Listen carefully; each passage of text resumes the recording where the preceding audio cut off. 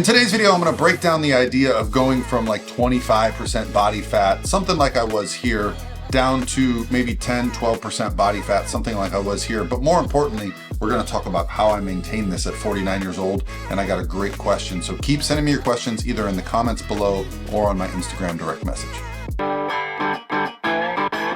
Hey guys, what's going on? This is Paul Ravella from ProPhysique.com, and today I got a great question which I want to address and kind of break down the ideas, the nuance of how to reach your physique goals. And this is such a common question. I know I kind of repeat these over and over, but I feel like with the way social media works now, guys, I gotta keep, kind of just saying my truth, and this is my truth. And I get these questions so frequently. So basically it goes like this. I'm currently working on transforming my body to reach 12 to 13% body fat. I'm doing 10,000 steps a day with resistance training, Monday, Tuesday, Wednesday, Thursday, so 4 days a week. My diet includes 400 grams chicken breast, etc. Do you think I'm on track to achieve my goal, or should I make some adjustments, and how long will it take to get there? Well, man, there's a lot to unpack here, because on the surface it seems like, yeah, this is a great question, but there's so much missing information. I don't even know how much you weigh. I don't even know how much body fat you have. So if your goal is to reach 12 to 13% body fat, you gotta be pretty accountable, okay? You gotta understand just what 12 to 13% body fat looks like. I'll put an image of me here at 12 to 13% body fat. If you're not really starting to see the abs, you don't have to be like super defined, but lower back fat's gonna start to disappear. Your face is gonna be pretty dang chiseled at 12 to 13% body fat. You're probably gonna have, depending on how much muscle you have, you're training 4 days a week, you're probably gonna see some decent separation, especially in the major muscle groups, right? Now, areas where you will not be lean at 12 to 13% body fat, lower back won't be shredded, you're not gonna have that lower abdomen, you're not gonna have deep separation in the abs. That comes, in my experience, below 10%, into the 8, 7% ranges, where you start to get those really gnarly looking things. Rear delts, I notice, are something that come in on me pretty late, and I'm pretty lean right now. Actually hit a new low today. More to come on that. So let's talk a little bit about what we do know. So we don't know how far you have to go. So are you on track to achieve your goal? I have no idea. Here's the first question. Are you losing weight? Are you losing body fat? If you're eating this diet and you're doing this training and you're getting those steps and you're losing body fat, then all it means for you to be on track is that you're making progress towards that goal. Is the scale consistently moving? Are the pictures consistently better? The three things I look for as a coach when I have my athletes check in with me every week and when I do my consultations: pictures, measurements, and weight. Two of the three can show progress, and sometimes the third won't. There's many times where the scale will be up, but the measurements are down and the pictures look better. Well, remember, our bodies are a giant sponge. So weight is usually relative to how much water we're holding, and that can come from sleep, sodium, muscle soreness. Many things can impact fluid retention. For women, things like hormones. So let's talk a little bit about when I'm helping someone go from this, 25, 30% body fat range, like I was around this body composition, all the way down to this 10, 12%, kind of where I'm maintaining now. I think I might be slightly below, but around that. What do we need to work on? Well, first things first, I did look up and put all your numbers together for nutrition. And if you guys don't really know where to start with nutrition, I do have a free calculator, prophysique.com/calculator. That gives you all the information you need on just how to set up your macros in your diet. I also have a free book in the description below. I have a free book on how to start. It includes a training program. It includes a meal plan. It includes kind of some basics on how to get started.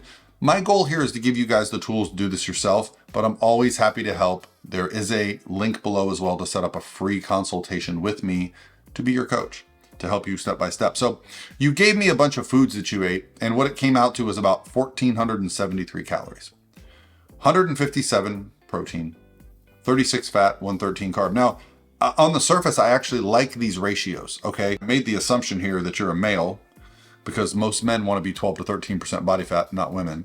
And if that's the case, I would say your fats are probably a little on the low end. I don't like to have my fats for men below 45 grams per day.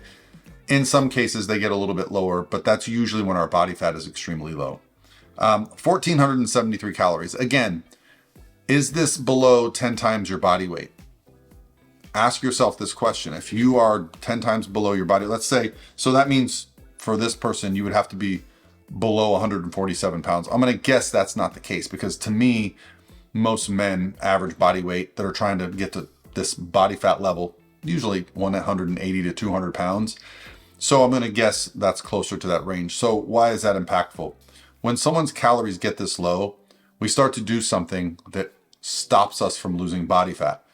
It's not starvation mode. There's no such thing as starvation mode. You can't eat so little that you stop fat burning. Fat burning is a process that is going on in our bodies 24 hours a day, nonstop. Doesn't matter what you eat, doesn't matter what you drink, doesn't matter what you're doing. There are thousands upon thousands of processes happening in our body simultaneously. So what happens with fat burning and fat loss is that our bodies start to conserve energy. So when it feels like you're not losing body fat because your calories are so low, it's actually that your body starts to get good at conserving body fat. Why? Because we end up moving less. We end up eating more than we are being accountable for, okay?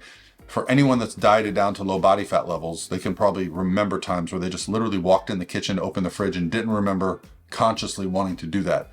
I oftentimes will just find myself standing in the pantry looking at the food thinking, it's not time for me to eat yet. What am I doing here?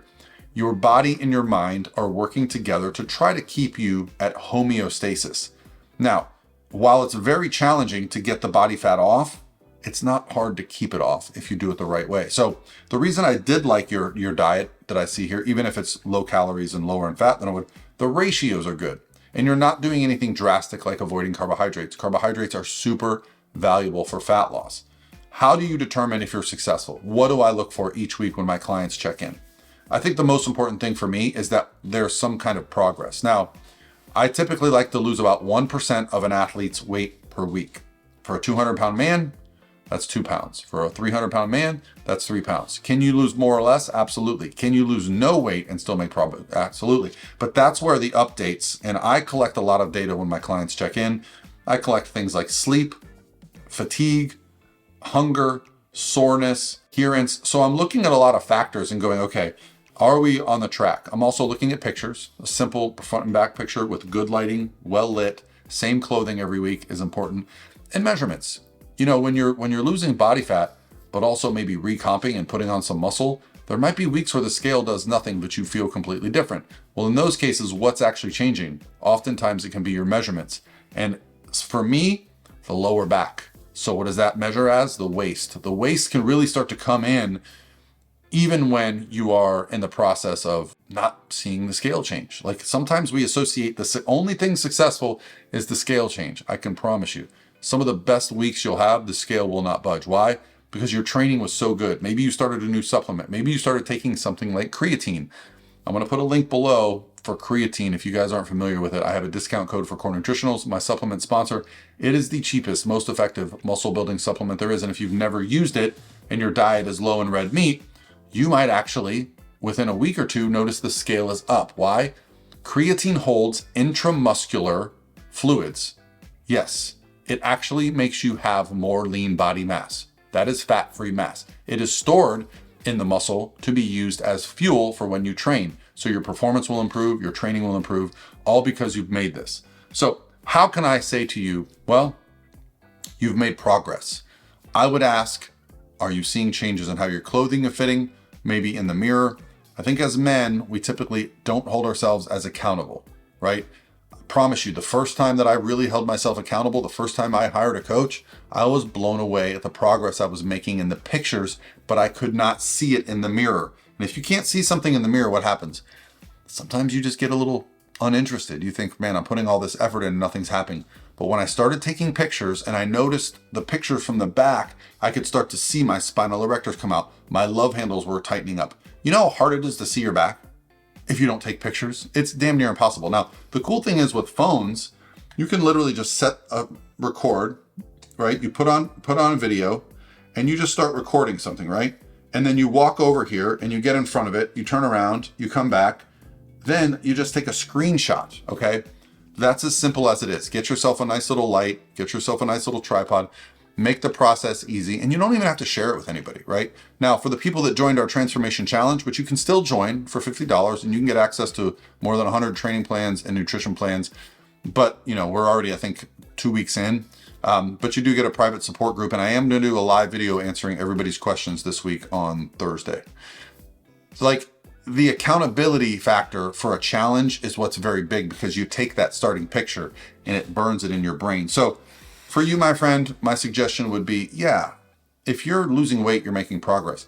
But I would warn you, if your calories are going to be below 10 times your body weight, I would suggest having 1 or 2 days a week where you kind of keep your protein the same, you keep your fats around the same, but you bump up those carbohydrates by between 50 and 100%. So if you're at 113 carbs, I believe it said, you'd bump that up somewhere between 160 and maybe 215 carbs on a given day, just to restore some hormones.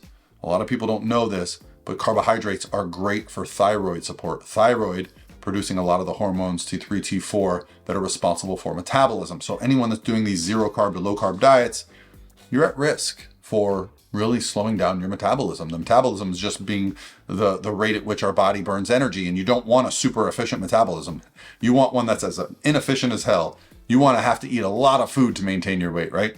And so no carb diets can do that. Low carb diets can do that. So by doing these refeed days once in a while, you're going to get the benefit of some muscle glycogen, right? It really fills out the muscles, so good performance in the gym. You'll see that added benefit, but also digestive support, hormone support, and heck, who doesn't like a carrot at the end of the week to say, man, I can grind all week, but I know I got that high carb day coming up.